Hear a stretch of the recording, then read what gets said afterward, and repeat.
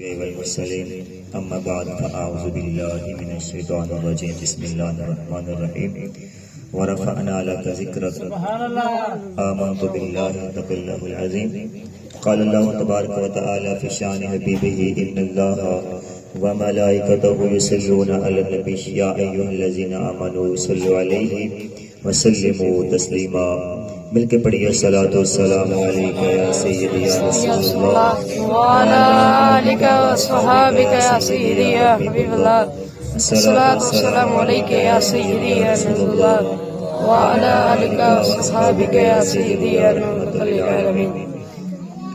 آپ سب دوستوں کا بہت شکریہ کہ مجھے اپنا وقت عطا فرما دیا. یہ آپ کا وقت تھا، آپ کا حق تھا کہ آپ پہلے بات کرتے، لیکن مولا کریم آپ کی اس قربانی کو قبول فرمائے اور آپ کی اس محبت کو مولا کریم قبول فرمائے. چند منٹ کی حاضری ہے، دو تین باتیں آپ کے سامنے میں نے پیش کرنی ہے. دعا کریں اللہ مجھے سن کر سنا کر ہم سب کو اس پر عمل کرنے کی توفیق عطا فرمائے.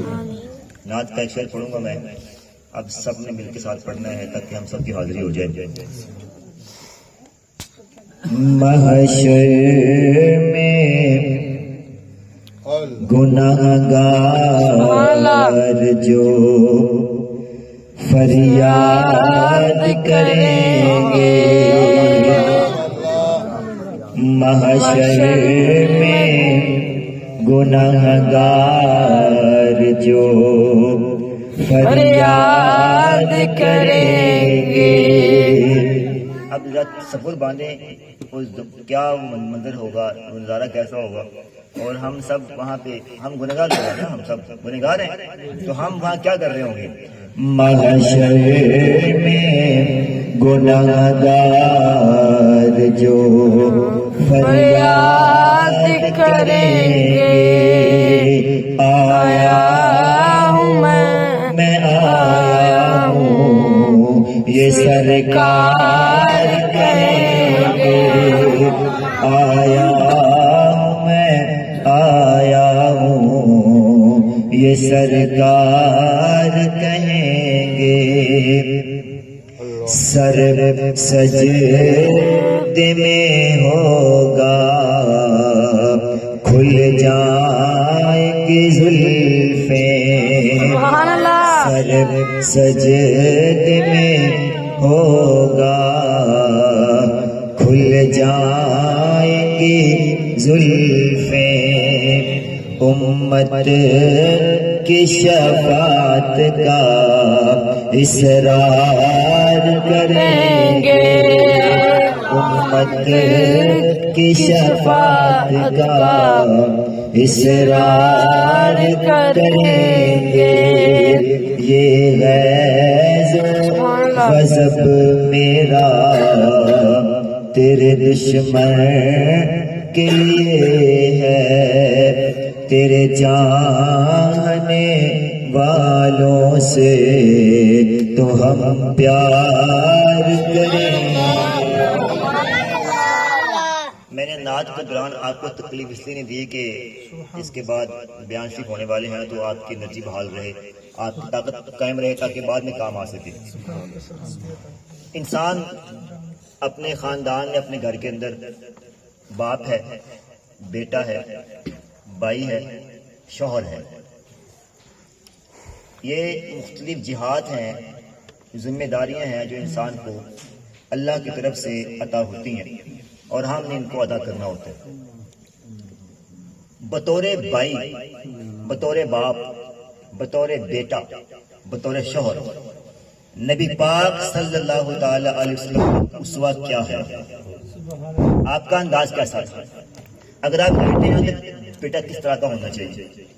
اگر آپ باپ ہیں تو باپ کیسا ہونا چاہیے؟ اگر آپ شوہر ہیں تو شوہر کیسا ہونا چاہیے جو سرکار کا غلام ہے؟ ہر جگہ پہ آپ کا اسوہ میرے اور آپ کے لیے مثال بھی ہے، نمونہ بھی ہے اور روشنی کا مینارہ بن جائے گا. یہ ہمارا حق بنتا ہے کہ سرکار کی سیرت پاک کے ان پہلوؤں کو دیکھیں، سمجھیں، پڑھیں، سنیں، سنائیں اور پھر ان پر عمل کرنے کی حتی الامکان کوشش بھی کریں. ایک پہلو دو باتیں عرض کر کے میں پہلو آپ کے سامنے رکھتا ہوں. دعا کیجیے گا مولا کریم ہمیں اس پہ عمل توفیق عطا فرمائے. ہمارے ہاں بہنوں کے ساتھ بھائیوں کا رویہ، طرز عمل، انداز یہ بہت اچھا بھی نہیں ہوتا لیکن بہت برا بھی نہیں ہوتا.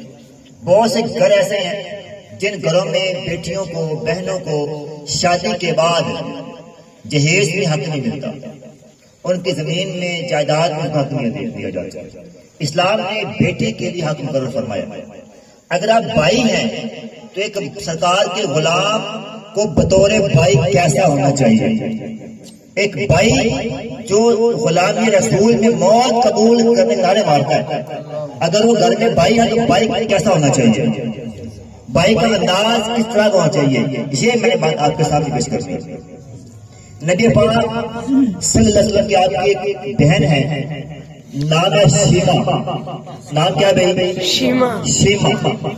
انہوں نے اسلام قبول کیا. یہ بچپن میں جب آپ چند مہینوں کے تھے، چند سال آپ کی عمر تھی، جیسے ہمارے یہاں بیٹیاں بچیاں اپنے بھائیوں کو کھلاتی ہیں، ان سے پیار کرتی ہیں، ان سے محبت کرتی ہیں، بی بی شیما بھی آپ کو کھلایا کرتی تھی، آپ سے پیار کیا کرتی تھی. آپ بھی چند سال کی تھی، ابھی کم سن تھی، اور سیدنا محمد کریم آپ بچے تھے. بی بی شیما آپ سے محبت کیا کرتی تھی، آپ کی خدمت کیا کرتی تھی، آپ کو اٹھایا کرتی تھی. ایک دن کیا ہوا کہ ان کو اٹھا کر آپ باہر آ گئے تو بہلے کی لڑکیاں بھی بیٹھی ہوئی تھی، ان کے پاس یہ بھائی بھی تھے. تو لڑکیاں کہتی ہیں نشیما ہمارے بھائی بھی بڑے پیارے ہیں، لیکن جو تیرا بھائی ہے نا، ہمارے بھائی تو تیرے بھائی کے پاؤں کے ساتھ بھی نہیں لگتے.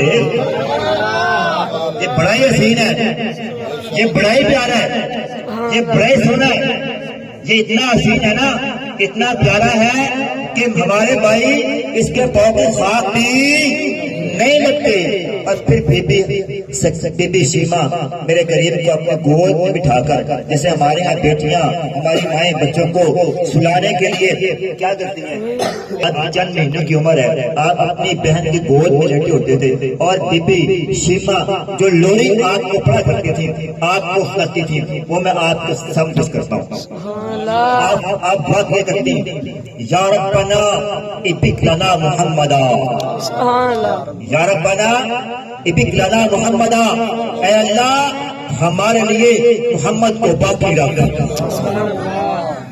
حتی اراہو یافعا و امردا، یہاں تک کہ میں ان کو جوان ہوتا ہوا دیکھ سکوں، ان کو باقی رکھو.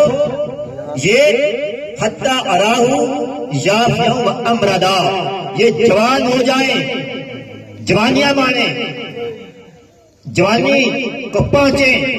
ثم اراہو سید و مسودا، پھر میں ان کو سردار بنتا دیتے، پھر میں ان کو سردار بنتا دیکھوں.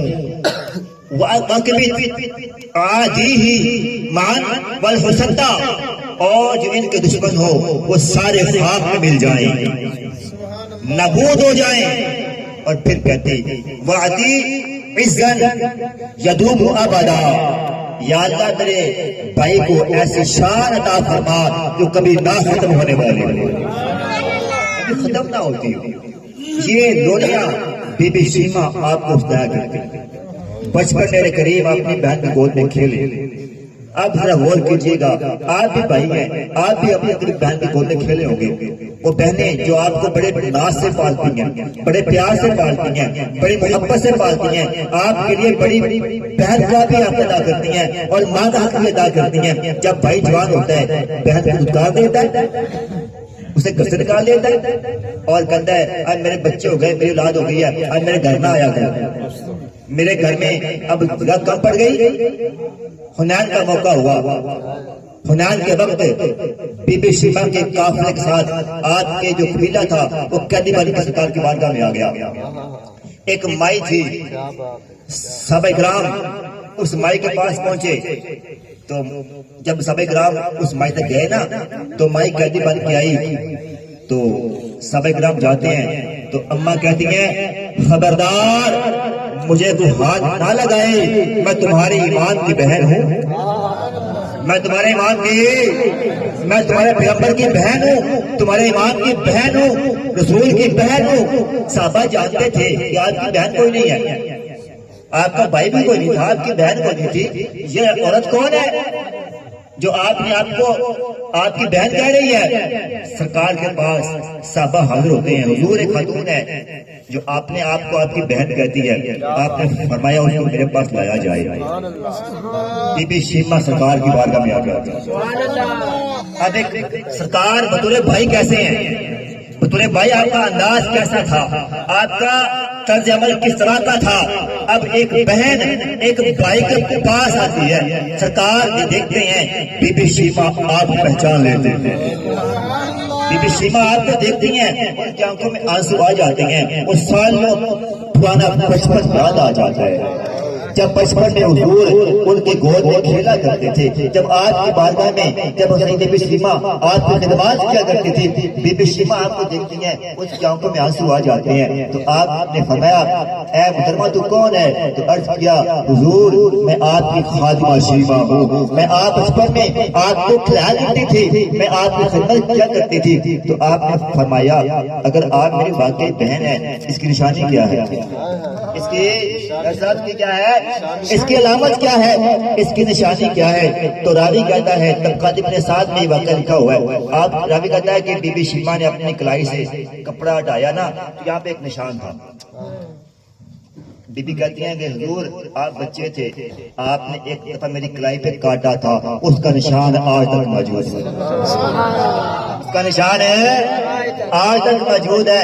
میرے کریم نے دیکھا نا تو کریم کی آنکھوں میں آنسو آ گئے، اور آپ نے فرمایا ہاں یہ واقعی میری بہن ہے، یہ میری ہمشیرہ ہے، میری بہن ہے۔ پھر آپ نے ان کو اعزاز دیا، اکرام دیا، ان کو شان دی، ان کو عزت دی، ان کو مال دیا، آپ نے ان کو اونٹ عطا فرمائی، بکریاں عطا فرمائی، اور پھر آپ نے پوچھا شیمہ اگر چاہو تو ہمارے پاس رہو، چاہو تو اپنے خاندان پر چلی جاؤ۔